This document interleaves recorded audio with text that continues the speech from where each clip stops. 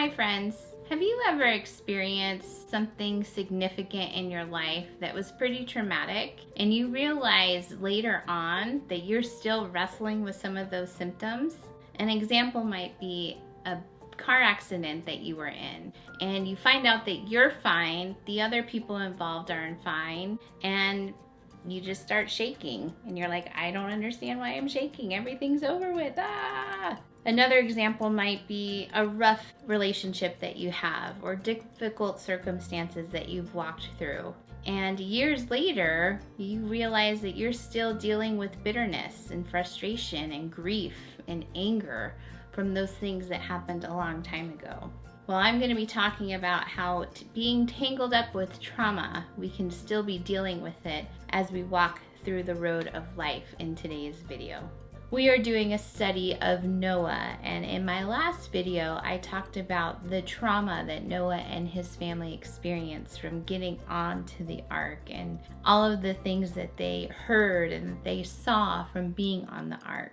This doesn't include everything leading up to them actually getting onto the ark, as they were wrestling and dealing with a very broken, corrupt, hard-hearted, and evil society that hated their God and hated them because they served that God.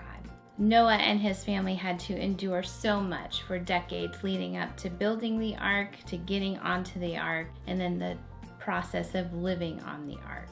Comment and let me know if you can relate to any part of Noah's story. Here's the story of Noah after he gets off of the ark. They're on the ark for about a year, and I can imagine that it probably doesn't smell too good, and it's the ultimate road trip. They are ready to get off the ark. The animals are ready to get off the ark, and it is just time. And the ark finally stands still, and God opens the door, and they pour out to finally get some room and some fresh air from being on this very big boat for the past year. And there's this beautiful ceremony that happens between God and Noah, and I personally believe that this is the representation of Noah's relationship with God. Noah offers a sacrifice to God. He worships God and thanks him and praises him for bringing him and his family through the flood and for choosing them. And there's this beautiful element of worship. And God's response is that he's going to build his covenant with Noah. And he places a rainbow in the sky, the very first rainbow ever. Can you imagine how beautiful that must have been? Like how awe-inspiring to see this just bow of colors fly across the sky and appear. It must have been absolutely phenomenal to see the very first one. Noah and his family, they begin to settle, and the text tells us that Noah built a vineyard and that Noah started drinking.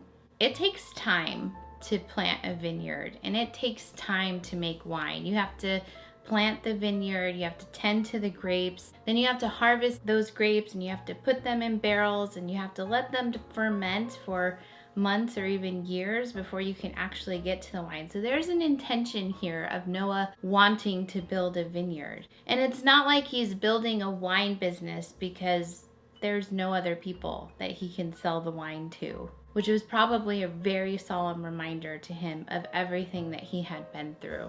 And so the text tells us that he starts drinking. Now, I am a drug counselor by trade, and if I've learned anything in my 15-year career, it's that people, when we go through trauma, we like to do things that help us forget the trauma. And so drinking or any other addictive behavior can become something that we engage in to just forget about what we saw or experienced or what happened to us, even if just for a few minutes. And so Noah gets drunk from his wine and he passes out in his tent. And there's this small section of scripture that says that his son Ham came into the tent and saw his nakedness. Now in the Torah, traditionally when we read that, it means that there's some sort of sexual interaction that happens. There's many commentators that believe that there was a sexual element that happened that Ham did to his father.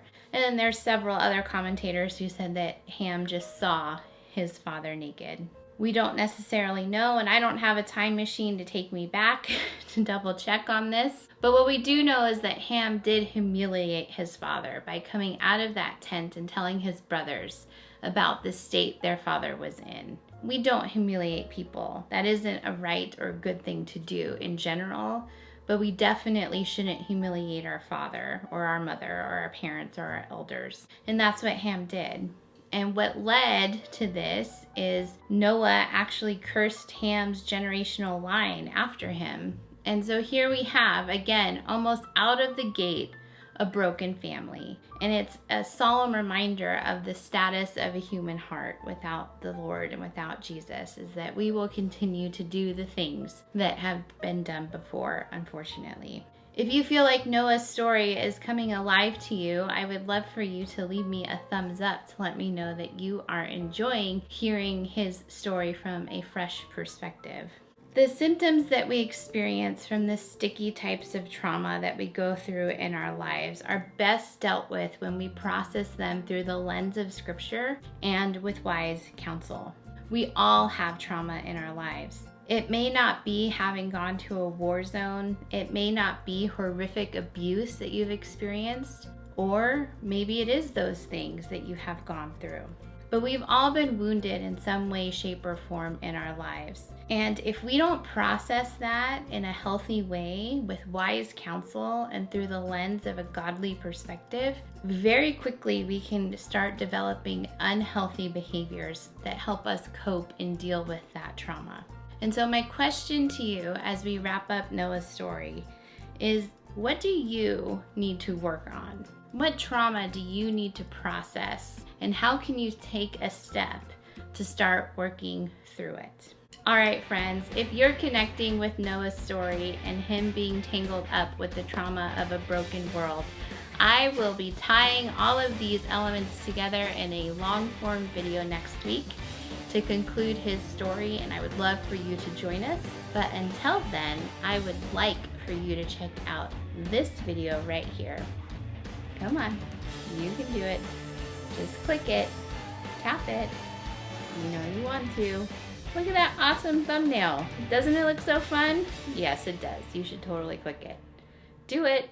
Do it now. Hurry up.